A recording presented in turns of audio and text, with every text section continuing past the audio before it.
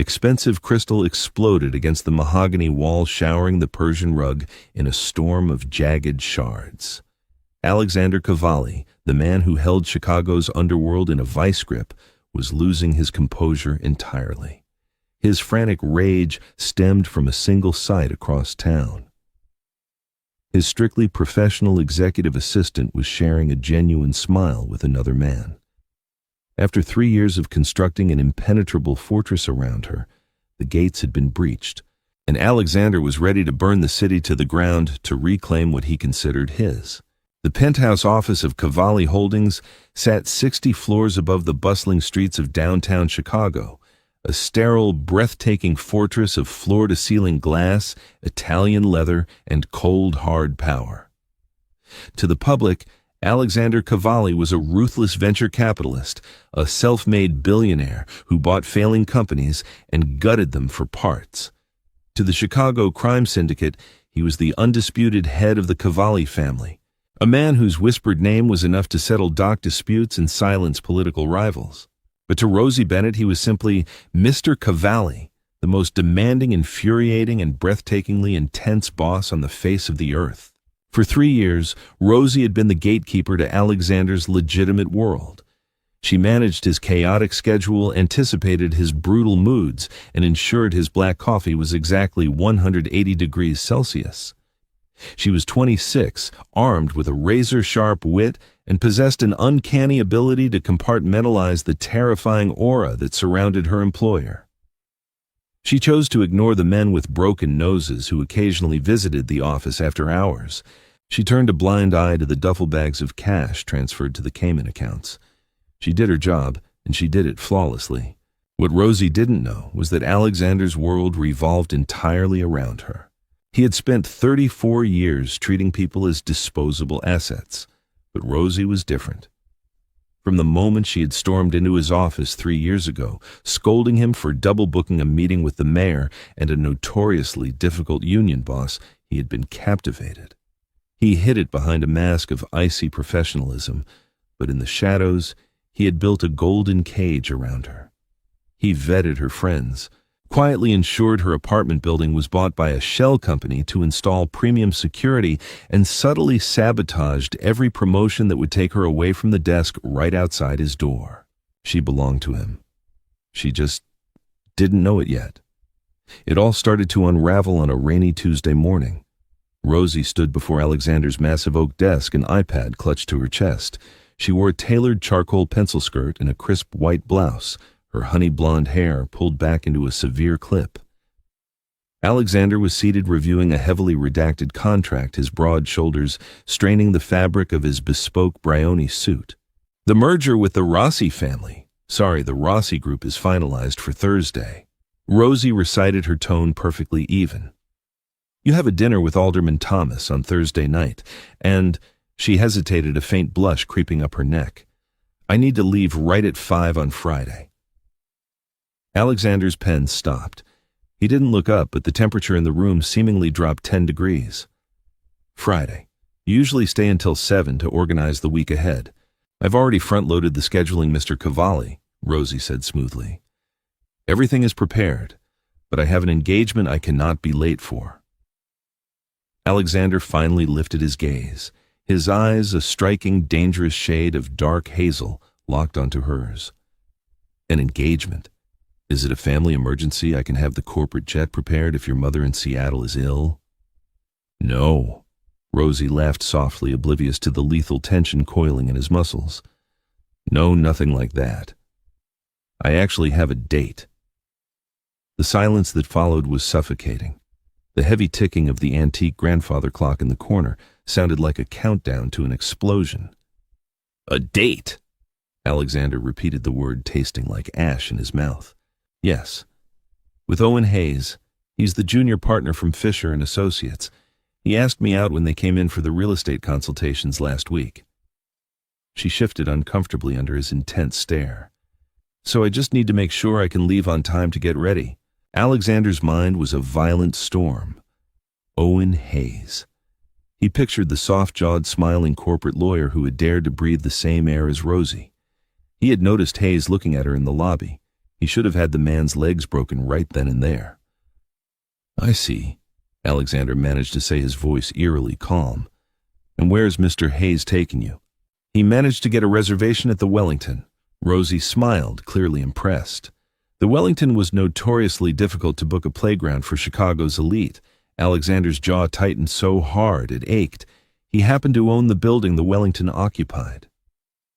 "Very well," Alexander said softly, looking back down at his paperwork to hide the murder in his eyes.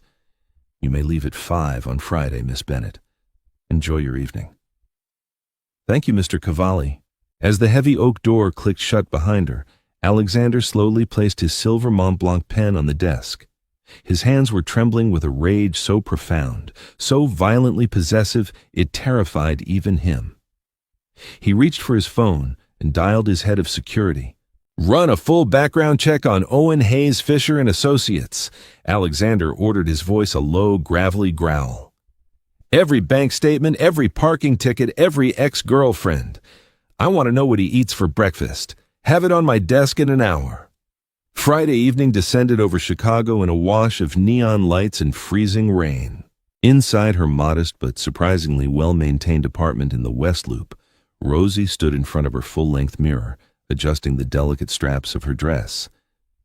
It was an emerald green silk slip dress, a garment she had bought on impulse months ago, but never had the courage to wear.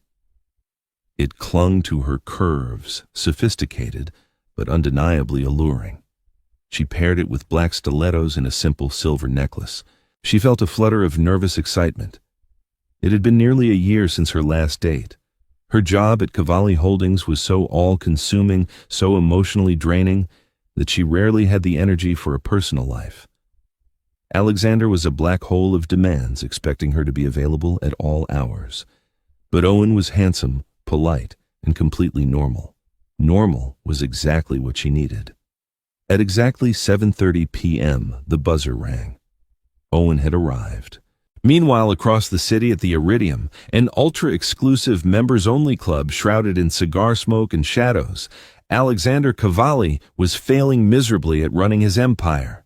He sat in a high-backed leather booth in a private back room, a glass of Macallan 25 untouched in front of him.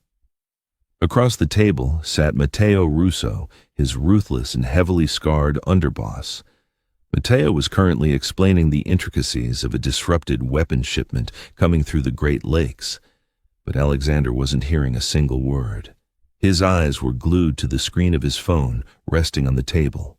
Months ago, under the guise of corporate security protocols, following a minor data breach, Alexander had required all key staff to install a tracking application on their company phones. It was standard for executives. It was highly irregular for an assistant. But Alexander had ensured Rosie's phone was tagged. Now, a small red dot blinked steadily on a digital map of downtown Chicago. The dot was moving south on Michigan Avenue, towards the Wellington. "So the Port Authority is asking for double the usual bribe," Matteo grunted, taking a drag from his Cohiba cigar. "I told them to go to hell, but if we don't pay up by Tuesday, the crates get seized. Boss, you listening? Pay them." Alexander muttered, his eyes never leaving the screen. The dot stopped. 450 North Clark Street. They had arrived. "He is pulling out her chair right now." Alexander thought a sickening burning sensation clawing at his chest. He is looking at her. He is going to try and make her laugh. The background check on Owen Hayes had revealed a sickeningly clean record. Ivy League education, a small trust fund, a penchant for rescue dogs, and no criminal ties. He was a thoroughly decent, completely ordinary man. And Alexander hated him with a passion that eclipsed any rival mafia boss he had ever faced. "We shouldn't just roll over for the Port Authority," Matteo argued, leaning forward, sensing his boss's unprecedented distraction. "It shows weakness. You want me to send a crew down there to make an example of the harbor master?" Alexander picked up his whiskey glass. The crystal felt fragile in his heavy grip. On the phone screen, the dot remained stationary. He imagined Owen reaching across the table, his soft, useless hands touching Rosie's fingers. He imagined Owen walking her to her door later tonight. He imagined Owen leaning in for a kiss. Crack. The heavy crystal tumbler shattered in Alexander's hand, amber liquid and shards of glass exploding across the polished mahogany table. Matteo jumped back cursing as the expensive scotch splashed his suit. Alexander didn't even flinch. He looked at his bleeding palm, completely numb to the physical pain. The psychological agony of another man laying claim to what was his had completely overridden his senses. Meeting adjourned, Matteo. Alexander said, his voice deadly quiet as he grabbed a linen napkin and wrapped it around his bleeding hand. "Alec, you're bleeding. What the hell just happened?" Matteo asked, bewildered, watching the most calculated, stoic man in Chicago unravel in real time. "I have an infestation to deal with," Alexander growled, standing up. His imposing 6'3" frame towered over the booth. He straightened his tie, his eyes cold and dead. "Have my car brought around immediately." "Where are you going?" "To dinner." The Wellington was a masterpiece of modern culinary architecture. Dim golden lighting bathed the room, reflecting off crystal chandeliers and the polished silverware of Chicago's wealthiest citizens. The ambient noise was a low, sophisticated hum of wealth and privilege.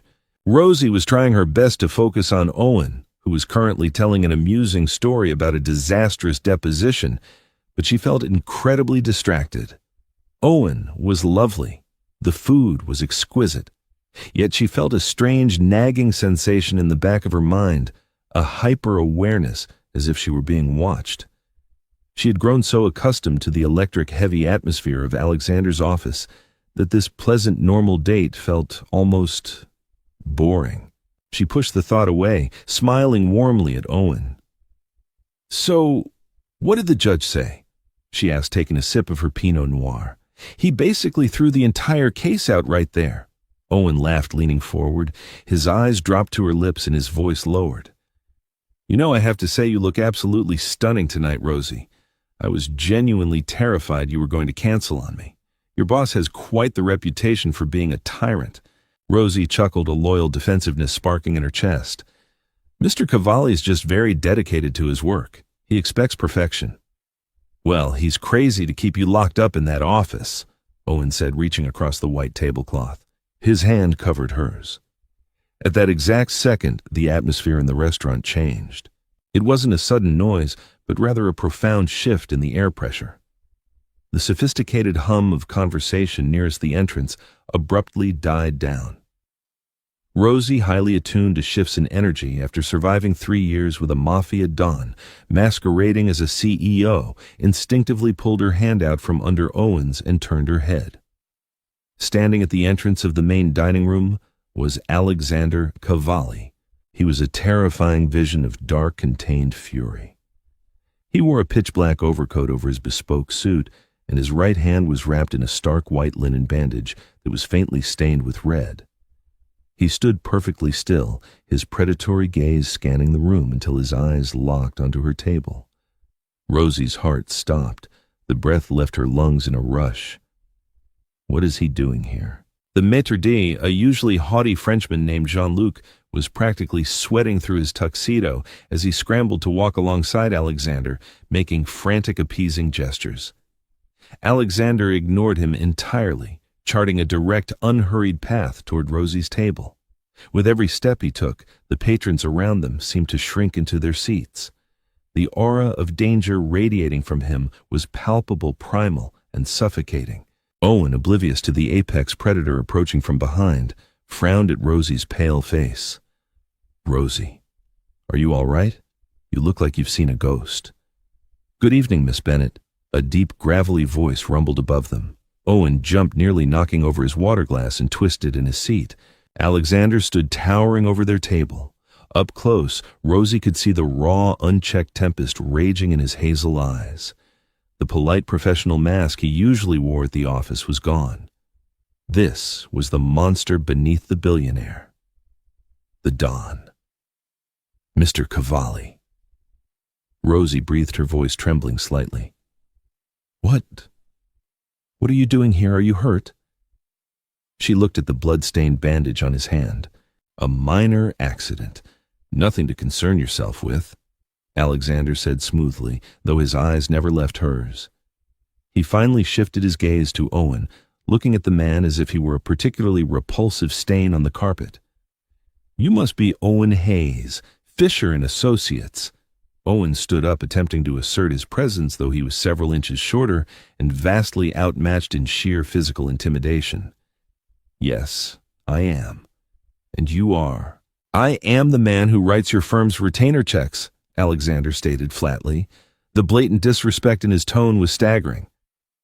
"And unfortunately, I am also the man who needs to borrow my assistant." Rosie's eyes widened. "What right now? It's Friday night." Alexander looked down at her, his expression hardening. "There has been a catastrophic failure in the Rossi merger negotiations. The SEC is threatening to freeze the offshore accounts by midnight unless we produce the countersigned addendums. I need you at the office immediately." Rosie stared at him, her sharp mind racing. The Rossi merger that had been finalized on Tuesday. There were no SEC issues. He was lying. She knew he was lying. But the terrifying intensity in his eyes told her that if she challenged him here in public, the consequences would be catastrophic. "Ja? Hey, wait a minute," Owen protested, stepping forward, his bravado returning. "We're in the middle of dinner. You can't just barge in here and demand she leave. It's Friday night. She's off the clock. This can wait until Monday." Alexander slowly turned his head to look at Owen. The silence that fell over their corner of the restaurant was deafening.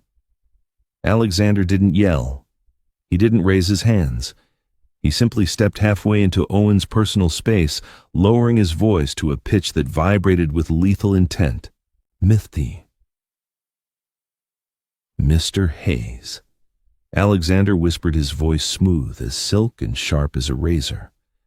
"If you ever attempt to dictate how I run my business or my employees again, you will find yourself blacklisted from every law firm in the Northern Hemisphere by morning. And that is, if I am feeling merciful. Do not test me. Sit down." Owen paled dramatically, his mouth opening and closing like a fish out of water. The sheer malice in Alexander's eyes broke the lawyer's spirit in less than 3 seconds. Slowly, humiliatingly, Owen sank back into his chair. Rosie was mortified, furious, and inexplicably breathless. She threw her napkin onto the table, her emerald dress catching the light as she stood up. "Fine," she snapped at Alexander, her eyes flashing with defiance. "I'll get my coat." She turned to Owen, offering a deeply apologetic look. "Owen, I am so sorry. I have to go. I'll call you." "Don't bother," Alexander interjected coldly, pulling out a sleek black titanium credit card and dropping it onto the table. "Dinner's on me, Hayes. Enjoy the solitary meal." Without waiting for her, Alexander turned and walked toward the exit.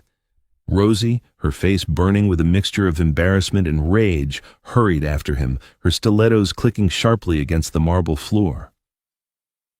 Outside, the freezing Chicago rain was beating down on the pavement. A black, heavily armored Maybach was idling at the curb. The chauffeur, a massive man named Dimitri, stood holding an umbrella, holding the rear door open.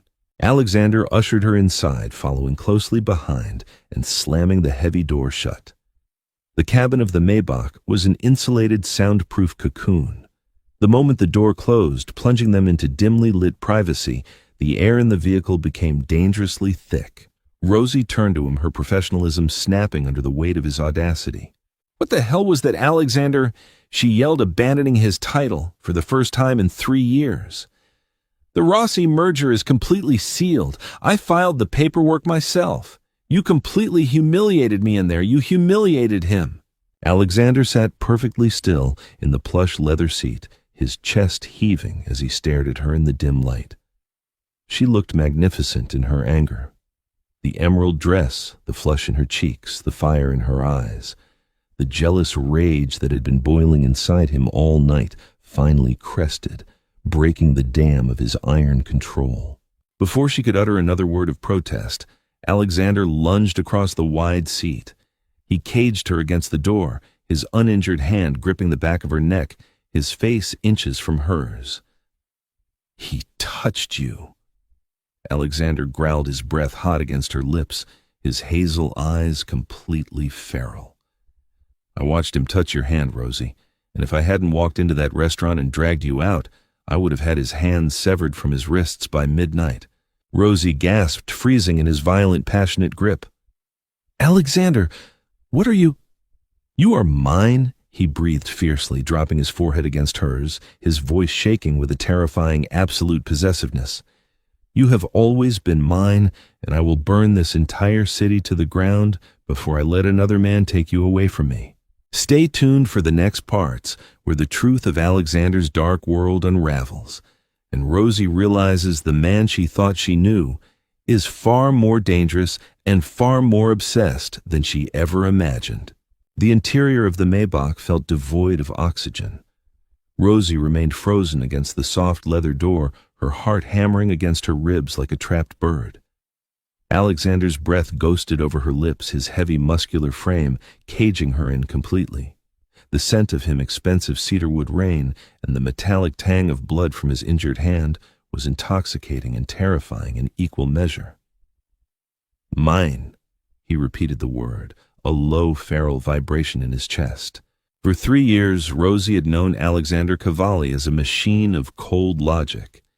He was a man who calculated risks, analyzed profit margins, and dismantled corporations with surgical precision. But the man pinning her to the door of his car was completely untethered from reality. His hazel eyes were pitch black in the dim lighting, completely consumed by a primal, unhinged jealousy. Alexander," she whispered, her voice trembling, though she refused to break eye contact. "You are completely out of your mind. Let me go." He didn't move. For a long, agonizing moment, he simply stared at her mouth, his jaw clenching so hard she thought his teeth might shatter. The battle raging behind his eyes was visible, the civilized billionaire fighting a losing war against the ruthless predator beneath. Slowly, with an agonizing reluctance, he pulled back. He didn't apologize. He didn't offer a polite excuse. He simply sat back against his seat, his broad chest rising and falling heavily. "Drive, Dmitri," Alexander ordered sharply, his voice slicing through the thick tension. "The penthouse." "Wait, no," Rosie protested, sitting up and smoothing down her emerald silk dress with shaking hands. "You said there was an emergency at the office with the Rossi merger, the SEC. There is no emergency at the office, Rosie." Alexander interrupted his tone, chillingly calm, now though the danger had not dissipated. He reached into his coat pocket with his good hand, pulling out a pristine handkerchief, and wrapped it tighter around his bleeding right palm. "The Rossi paperwork is flawlessly executed. You saw to that yourself." Rosie stared at him, outrage finally overriding her shock. "You lied to me. You humiliated my date, dragged me out of a restaurant, and hijacked my evening on a total fabrication. I did what was necessary." "Necessary for what?" she practically screamed, the sound muffled by the heavily soundproofed cabin. "To ruin my life. You have absolutely no right to interfere in my personal affairs. I am your assistant, Mr. Cavalli. I am not your property." Alexander's head snapped toward her, his gaze pinning her to the seat. "Do you really believe that after 3 years, do you honestly think you are just an employee to me?" "I manage your schedule," she countered fiercely. "I fetch your coffee and I book your flights. That is the definition of an employee. You run my life," he corrected, his voice dropping to a dangerous, intimate register. "You know my thoughts before I speak them. You are the only person in this God-forsaken city who does not cower when I walk into a room. You are the center of my empire, Rosie. And if you think I am going to let some mediocre, soft-handed corporate lawyer take you out and try to claim you, you are vastly underestimating who and what I am." The car came to a smooth halt. They hadn't gone to the Cavalli Holdings Tower. They were parked in the subterranean high-security garage of the Pinnacle Chicago's most exclusive residential skyscraper. Alexander owned the entire top 3 floors. Dmitri opened the door, the cold garage air rushing into the suffocating heat of the car. Alexander stepped out and turned, offering his uninjured hand to her. "I'm not going up there with you," Rosie said stubbornly, pressing her back against the seat. "Call me a cab. I'm going home." Alexander leaned into the doorway, his silhouette imposing, blocking out the harsh fluorescent lights of the garage. "You can walk into the elevator with me, Rosie. Or I can throw you over my shoulder and carry you into the elevator. The choice is entirely yours, but you are not leaving my sight tonight." She glared at him, a fiery defiance burning in her chest. She knew she should be terrified. The man was exhibiting textbook psychotic behavior, but beneath the fear, a twisted, undeniable thrill was racing through her veins. The most powerful man in Chicago was completely losing his mind over her. Refusing his hand, she slid out of the car, her stilettos echoing sharply on the concrete. "Lead the way, boss." The penthouse was a sprawling masterpiece of dark marble, floor-to-ceiling glass overlooking the glittering Chicago skyline and austere, aggressive luxury. It was beautiful, but it felt like a fortress.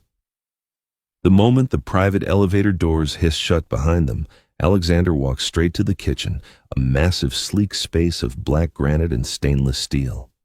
He turned on the faucet, finally unspooling the blood-soaked linen from his hand. Rosie stood in the center of the living room, feeling completely out of place in her silk dress. She watched him wince slightly as the cold water hit his skin. Against her better judgment, the caretaker instinct that made her such a phenomenal assistant kicked in. She dropped her small clutch onto a glass table and walked over to him. "Let me see," she demanded softly. Alexander stopped, his eyes guarded as he turned his hand over. It was a deep, jagged gash across his palm, still sluggishly bleeding. The crystal tumbler at the club had done significant damage. "Where is your first aid kit?" she asked, her tone reverting to the crisp, capable voice she used in the office. "Master bathroom, bottom drawer." She retrieved it quickly and returned to the kitchen. Alexander was leaning against the counter, watching her every move with a hawkish intensity. Rosie focused on the task, pouring antiseptic over the wound. He didn't even flinch. She carefully applied butterfly closures, her soft, delicate fingers moving deftly over his calloused, massive hand. "How did you even do this?" she murmured, taping down a square of white gauze. "I broke a glass," he replied smoothly. "You must have been holding it incredibly tight." "I was." He stepped closer, crowding her against the edge of the granite island. With his good hand, he reached up, tucking a stray lock of honey-blonde hair behind her ear. His knuckles brushed her cheek, and Rosie gasped softly at the electric contact. "I was watching a tracker on your phone, Rosie. I watched you arrive at the Wellington with him, and I crushed a crystal glass in my bare hand, because the thought of him touching you made me want to commit murder." Rosie froze, the roll of medical tape slipping from her fingers and clattering onto the counter. You put a tracker on my phone. 3 months ago." "Alexander, that's illegal. That is insane." She pushed hard against his chest, but he didn't budge an inch. "You are completely unhinged." "I am a monster, Rosie." He said the truth, finally stripping away the last veneer of the corporate billionaire.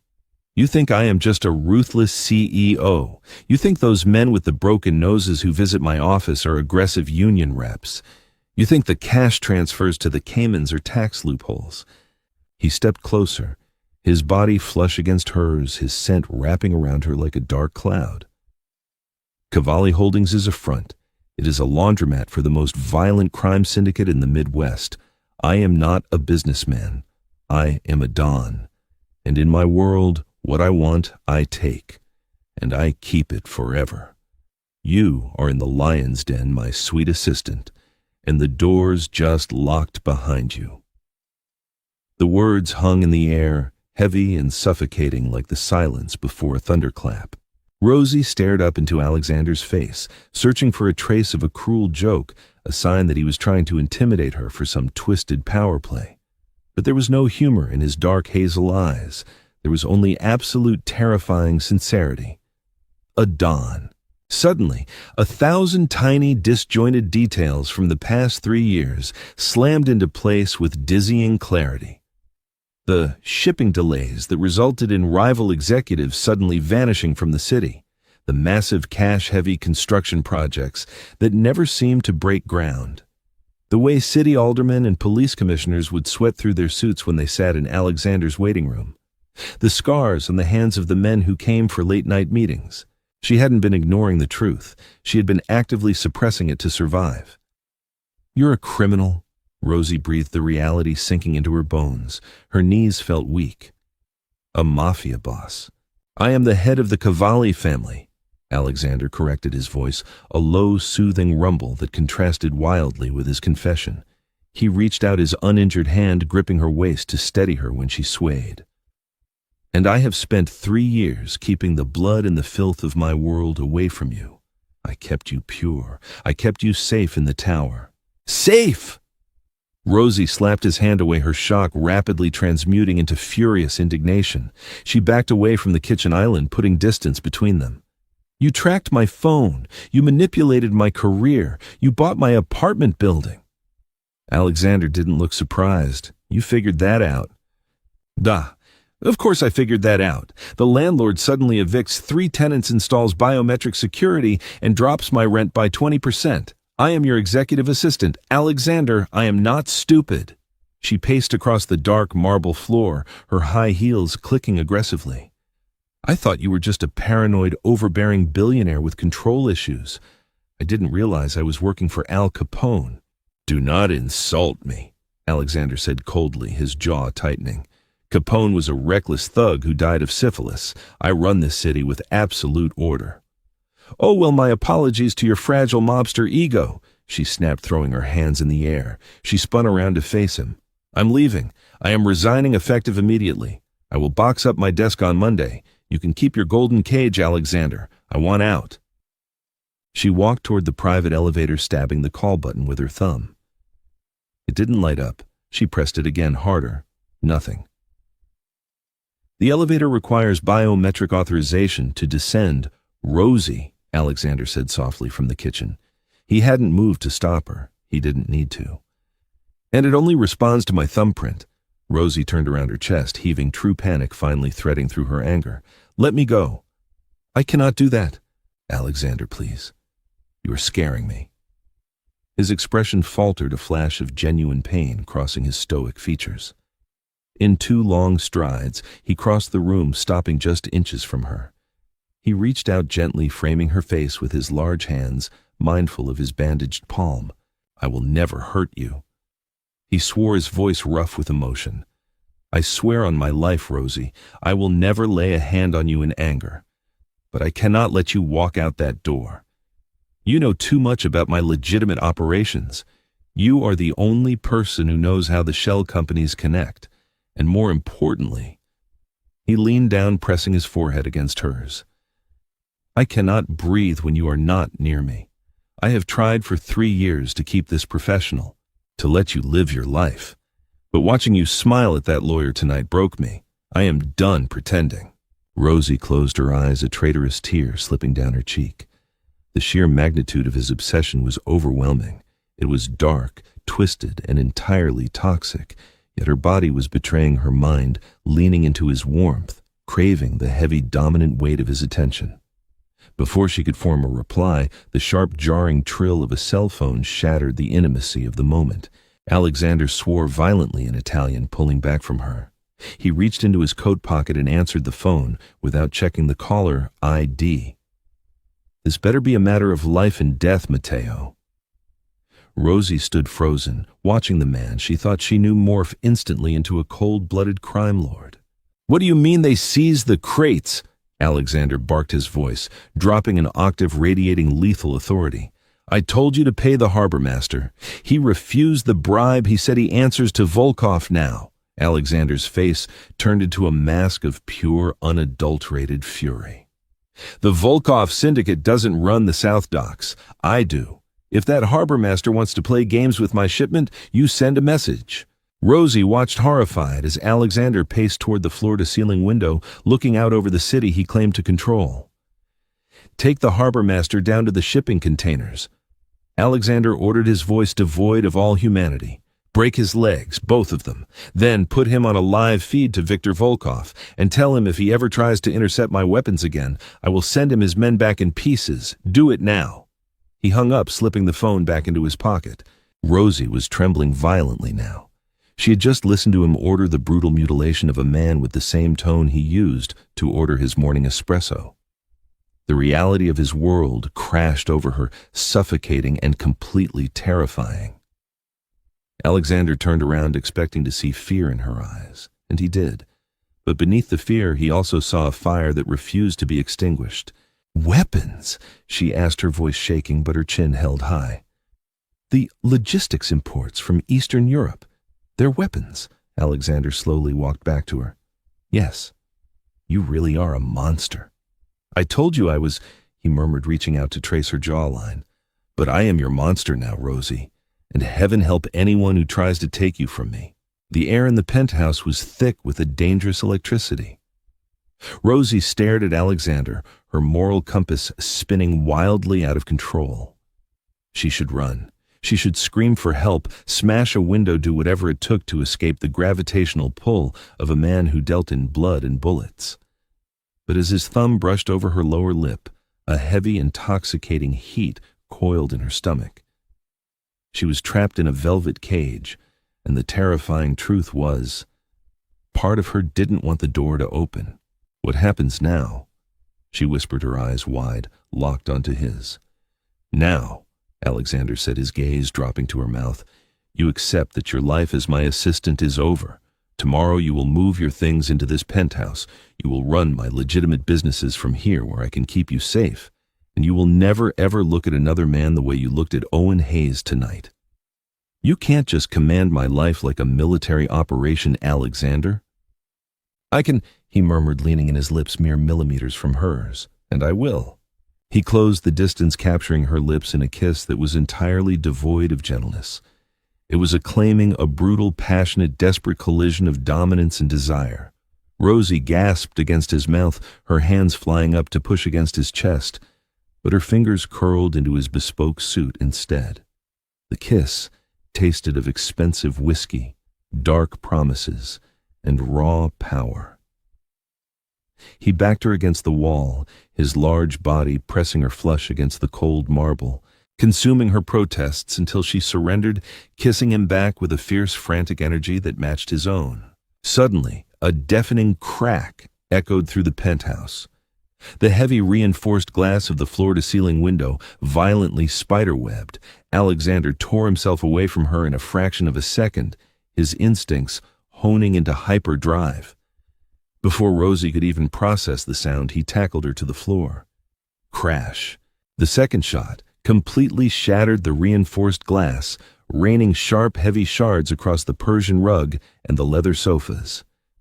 The harsh, freezing wind of the Chicago night howled into the luxurious living room, bringing with it the distant sound of city traffic and sirens. "Stay down!" Alexander roared, pressing his heavy body over hers, completely shielding her from the glass and potential incoming fire. He reached to his hip, pushing aside his suit jacket to draw a sleek black Glock 19 that she had never noticed he was carrying. "Alexander, what's happening?" Rosie screamed, clapping her hands over her ears as a third bullet tore through the drywall above their heads, dusting them in white plaster. Sniper. From the building across the street, Alexander grunted his eyes, scanning the dark, ruined living room. "The Volkovs. Victor must have anticipated my retaliation at the docks and sent a hit squad to keep me pinned down." He grabbed the lapels of her silk dress, pulling her tight against his chest as he crab-walked them behind the massive solid granite island in the kitchen. "Are you hit? Are you bleeding?" he demanded, his hands frantically checking her arms and torso. "No, I'm okay. I'm okay." She gasped, her heart pounding against her ribs like a jackhammer. She looked at his face, illuminated only by the dim emergency lights that had flickered on when the security system was breached. He was completely calm. In the chaos of gunfire and shattering glass, Alexander Cavalli was entirely in his element. The dawn was awake. Alexander pressed a button on his sleek wristwatch, speaking rapidly into it. "Security detail breach in the penthouse. Sniper fire from the East Tower. I need the extraction team in the private garage in 2 minutes. Move." He turned back to Rosie, his eyes burning with a terrifying intensity. "Listen to me very carefully. They know you are here. If Victor ordered a strike on this building, he already has men in the stairwells coming up. We are leaving. You will stay behind me. You will not stop running, and you will not scream. Do you understand me?" Rosie nodded, frantically, terrified, into silence. Alexander grabbed her hand with his uninjured one, his grip like a vice. "Let's go." They moved fast. Alexander provided covering fire with devastating accuracy, his shots echoing loudly in the enclosed space as they sprinted toward the private service elevator in the back of the penthouse, a hidden escape route even Rosie hadn't known existed.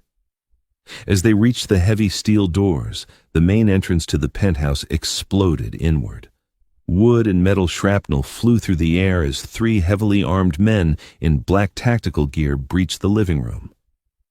Alexander shoved Rosie into the service elevator, turned, and fired 3 rapid shots. 2 of the men dropped instantly, their body armor useless against Alexander's precise aim at their unprotected throats.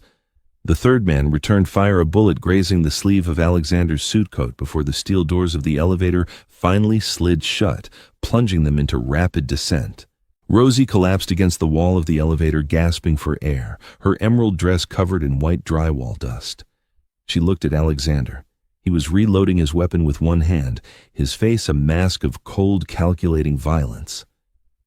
"They targeted you," Rosie whispered, realization dawning on her. "Because of the docks." "They targeted me because I am the king of this city," Alexander corrected, slamming a fresh magazine into the Glock. He looked up at her, and the coldness in his eyes melted slightly, replaced by a deep, terrifying realization. "And they targeted my penthouse because Viktor Volkov knows I never bring anyone here. He knows you are my weakness, Rosie. You are the only leverage anyone could ever use against me."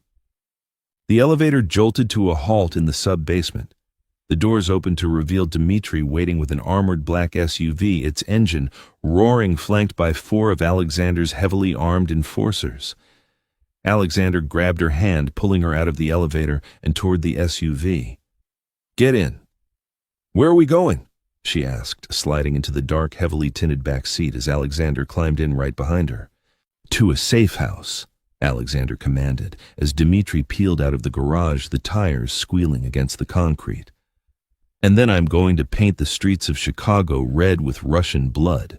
As the SUV sped into the rainy, neon-lit night, Rosie looked at the man sitting beside her. The billionaire CEO was dead. The Mafia Don had completely taken over. And as he pulled her against his chest, shielding her with his body as they raced through the dangerous city, Rosie realized with a terrifying jolt that she didn't want to be anywhere else. The golden cage had been destroyed, but the velvet trap had snapped completely shut, and she belonged to the monster now. The armored Maybach SUV tore through the rain-slicked streets of Chicago, blowing past red lights and weaving through the sparse midnight traffic like a phantom. Inside the cabin, the silence was absolute, save for the heavy rhythmic thud of the rain against the bulletproof glass. Rosie sat rigidly in the back seat, staring at her hands. The pristine white silk of her emerald dress was dusted with drywall powder and speckled with tiny, glittering shards of glass. She felt numb. The adrenaline that had propelled her through the shattered penthouse and the subterranean garage was beginning to crash, leaving behind a cold, hollow terror. Alexander was on his encrypted satellite phone, speaking in rapid, hushed Russian, a language she didn't know he spoke. He was coordinating a war. His voice was devoid of the passion he had shown her just moments before. It was the cold, mechanical tone of a general ordering men to their deaths. After 45 minutes of driving north, leaving the glittering skyline of Chicago far behind, the SUV turned off the main highway and onto a private winding road shrouded by the dense ancient trees of Highland Park. They approached a massive brutalist gate constructed of solid wrought iron and reinforced concrete. At a silent signal from Dmitri, the heavy gate swung open, revealing a sprawling, ultra-modern estate perched on a cliff overlooking the dark, turbulent waters of Lake Michigan. "We are here," Alexander said, finally ending his call and slipping the phone into his coat pocket. He turned to her, his hazel eyes scanning her pale face. "You are safe now, Rosie. This property is impenetrable. I have a detail of former academy contractors patrolling the perimeter, and the house is built like a bunker." Rosie didn't reply. She let him guide her out of the vehicle and into the safe house. Inside the estate was a stark contrast to the aggressive luxury of the penthouse. It was minimalist, cold, and entirely functional. There were no Persian rugs or crystal chandeliers, Only polished concrete floors, steel fixtures, and state-of-the-art security monitors dominating the walls. Alexander led her into a large, dimly lit master suite. He closed the heavy oak door behind them, the soft click echoing like a gunshot in the quiet room.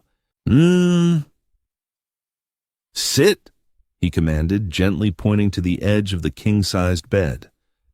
Rosie obeyed mechanically. Alexander stripped off his dark overcoat, tossing it over a chair, revealing the shoulder holster strapped over his tailored white dress shirt. The sight of the weapon sitting flush against his muscular chest made Rosie's breath hitch. He walked into the adjoining bathroom and returned a moment later with a warm, damp towel. He knelt on the floor in front of her. The undisputed king of the Chicago underworld, a man who had just ordered the execution of a harbor master and survived a sniper attack, was kneeling at the feet of his executive assistant. With excruciating tenderness, Alexander took her shaking hands in his. He carefully wiped away the drywall dust and the tiny flecks of glass from her skin. His thumb brushed over her knuckles, his touch so achingly gentle it forced a choked sob from her throat. "I'm sorry," Alexander murmured, his voice thick with a crushing guilt. "I swore I would keep the violence away from you. I failed." You kill people, Alexander," Rosie whispered the words, tasting like copper in her mouth. "You're a murderer." He didn't flinch. He didn't offer excuses or try to justify his empire. He simply looked up into her tear-filled eyes, his own reflecting a dark, bottomless abyss. "Yes, I'm a monster, Rosie. I run extortion rackets, I control the ports, and I eliminate anyone who threatens my family or my territory. Viktor Volkov thought he could use my distraction tonight to strike at my heart. He thought making a play for the South Docks would draw me out, and the sniper was his insurance policy." Alexander stood up, his towering frame casting a long shadow across the room. He reached down and cupped her cheek. "But he made a fatal miscalculation. He aimed a weapon at the woman I love, and for that his entire bloodline ends tonight." Rosie's heart stopped. The woman I love. He had said she was his, he had claimed her in a fit of jealous rage, but hearing him say those words with the cold, terrifying certainty of a man facing death shook her to her core. "Alexander, don't go!" She pleaded, her hand instinctively grabbing his wrist. She surprised herself with the desperation in her voice. "Stay here. Let your men handle it. If Volkov sent a hit squad to the penthouse, he's expecting you to retaliate. It's a trap." Alexander smiled, a dark predatory curve of his lips that sent a shiver down her spine. "I am counting on it being a trap mia cara, because I am bringing a slaughterhouse to his doorstep." He leaned down and pressed a hard, bruising kiss to her forehead. "Lock this door. Do not open it for anyone but me or Mateo. I will return before dawn." He turned and walked out of the room. Rosie listened to his heavy footsteps recede down the hallway, followed by the barking of orders and the mechanical click of high-powered rifles being loaded. And then there was silence.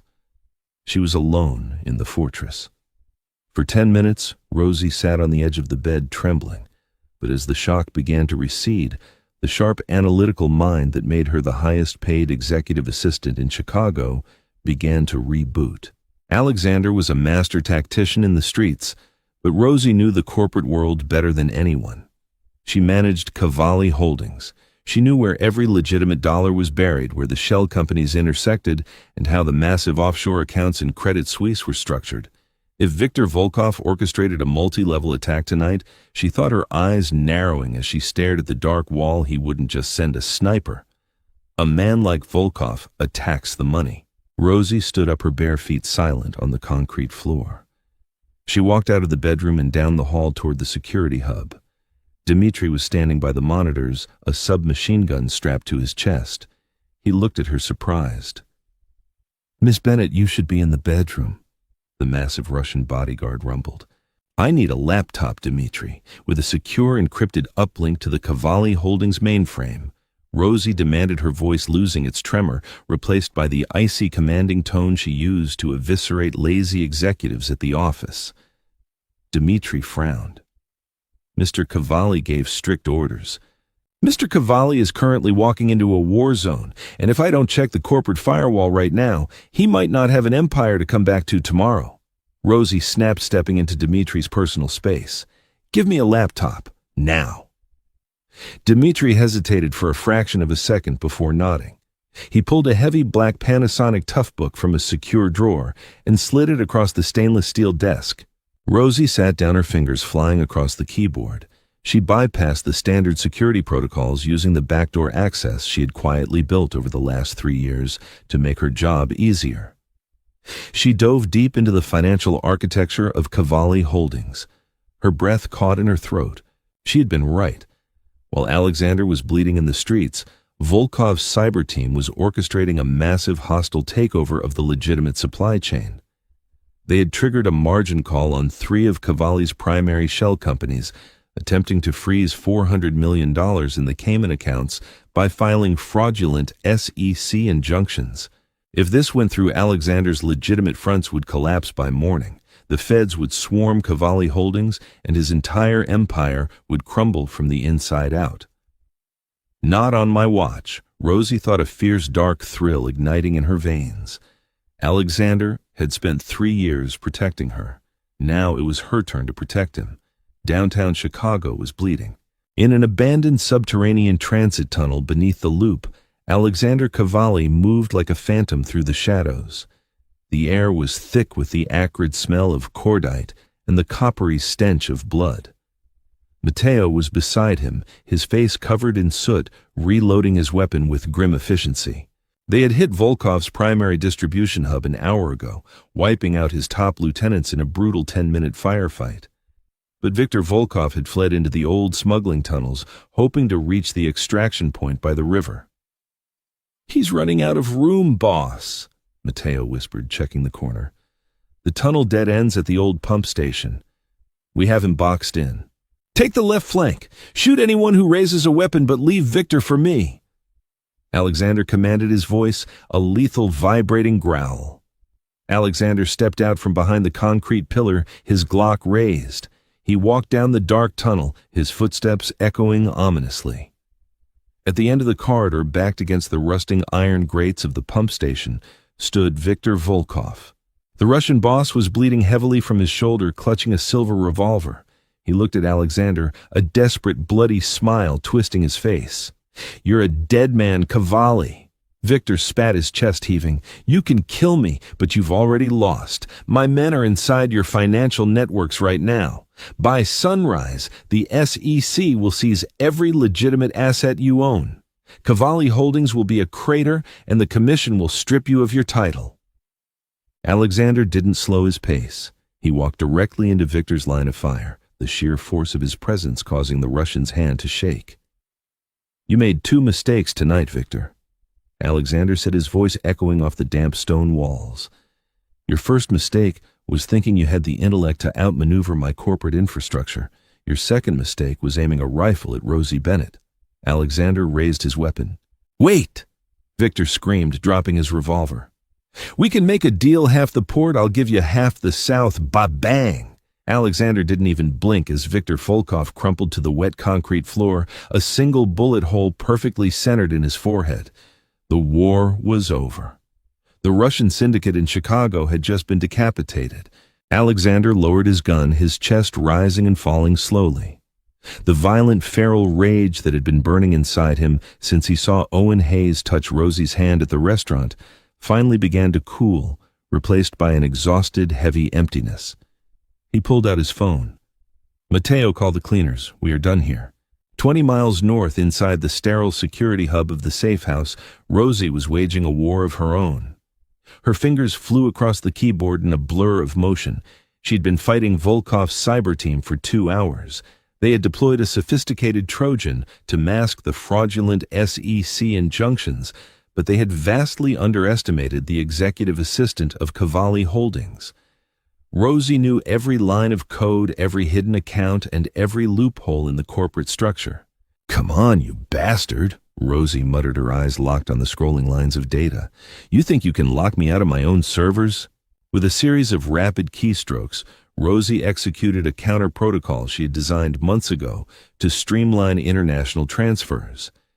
She bypassed the frozen Cayman accounts, entirely routing the $400 million through a labyrinth of dummy corporations in Singapore and Luxembourg, before burying the funds safely in an untouchable Swiss trust under a completely different corporate umbrella. Then she went on the offensive.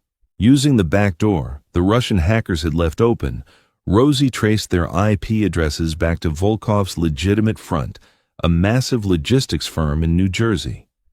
With a ruthless cold satisfaction that would have made Alexander proud, she initiated a cascading data wipe on their primary servers, erasing their shipping manifests, payroll data, and client ledgers. She hit execute. The screen flashed green. Transfer complete. Hostile connection terminated. Rosie sat back in the chair, exhaling a long, shaky breath. She had just committed massive corporate espionage, international wire fraud, and cyber sabotage, and to her absolute horror, it felt intoxicating. Dmitri stared at her, his jaw slightly slack. He had been watching the monitors, completely bewildered by the sheer speed and ferocity of her typing. "Miss Bennett, what did you just do?" Rosie closed the laptop with a sharp snap. She looked up at the massive Russian enforcer, her eyes burning with a new dark light. "I just fired Viktor Volkov," she said coldly. The eastern horizon was bleeding purple and gold over the dark expanse of Lake Michigan when the heavy iron gates of the Highland Park estate finally swung open again. Alexander stepped out of the SUV, his appearance a stark testament to the violence of the night. His bespoke suit was ruined, covered in drywall dust, motor oil, and the blood of his enemies.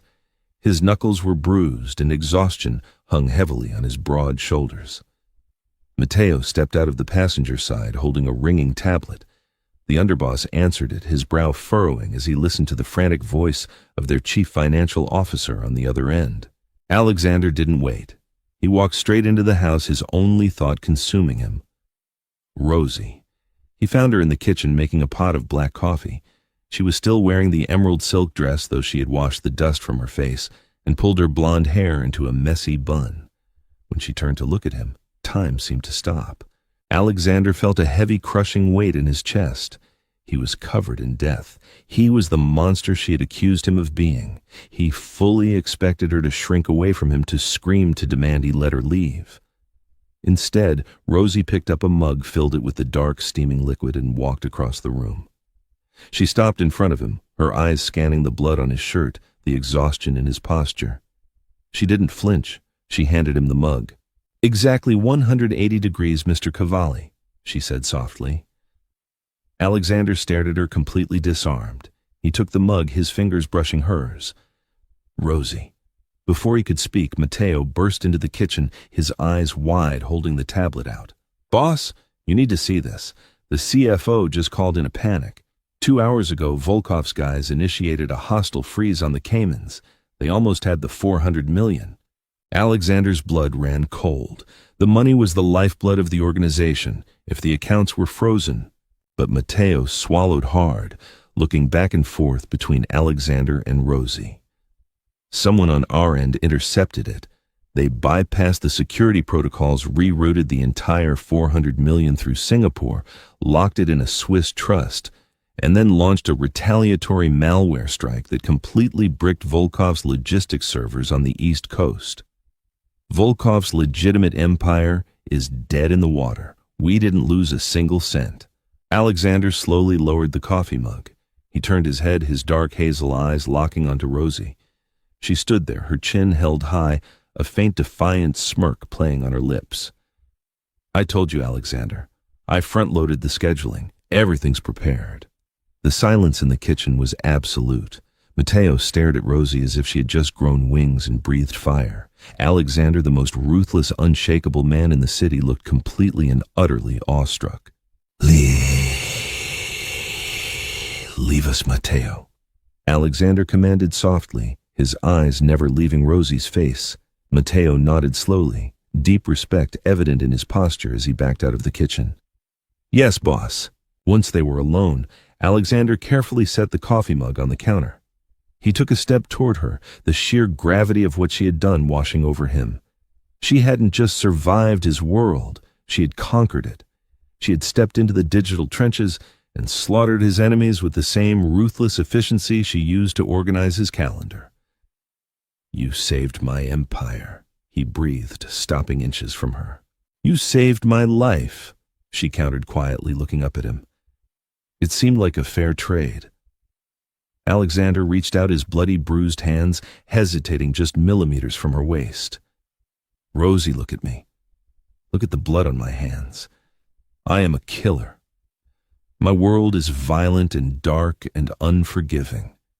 If you walk out that door right now, I will give you a new identity, $10 million, and you will never see me again. I will let you go back to the light, back to men like Owen Hayes." Rosie looked at the dark, violent king standing before her. She thought about Owen Hayes with his soft hands and boring anecdotes about the law. She thought about her quiet, predictable life.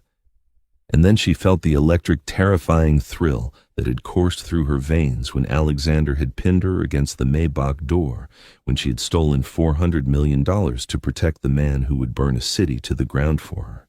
She didn't belong in the light anymore. The golden cage had never been a prison, it had been a chrysalis. Rosie reached up her small, delicate hands, wrapping around the lapels of his ruined, blood-stained suit. She didn't pull away, she pulled him in. "I don't want Owen Hayes," she whispered, her voice dark velvet and absolute. "I want the monster." A ragged, desperate groan tore from Alexander's throat. His restraint shattered completely. He wrapped his massive arms around her, lifting her clean off the floor, crushing her against his chest as his mouth crashed down on hers. There was no hesitation this time, no fear, only absolute surrender. Rosie kissed him back with a fierce, possessive hunger, her fingers tangling in his dark hair. The taste of coffee danger and absolute devotion exploded between them. He carried her out of the kitchen, their lips never breaking contact, his heavy footsteps carrying them toward the master bedroom. He kicked the heavy oak door shut behind them, throwing them into the shadows. Alexander laid her back against the bed, hovering over her, his eyes blazing with a terrifying, beautiful obsession. "You are mine," he vowed, his voice a dark oath in the quiet room. "You are my Queen Rosie, and I will burn the world to keep you on the throne beside me." Rosie pulled him down, her smile wicked and utterly transformed. "Then let it burn, Alexander. Let it burn."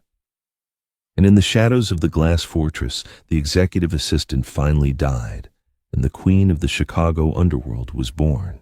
Wow, what an explosive finale. Rosie didn't just survive Alexander's dangerous world. She entirely embraced it, claiming her absolute crown as the queen of Chicago's underworld. Alexander thought he was protecting his innocent assistant, but he actually awakened a brilliant, ruthless mastermind. Did you see that ultimate twist coming? If this intense, action-packed mafia romance kept you on the edge of your seat, please hit that like button. It helps the channel immensely. Share this thrilling video with your fellow romance drama addicts and make sure to subscribe. Turn on notifications so you never miss our next dark romance story. See you next time.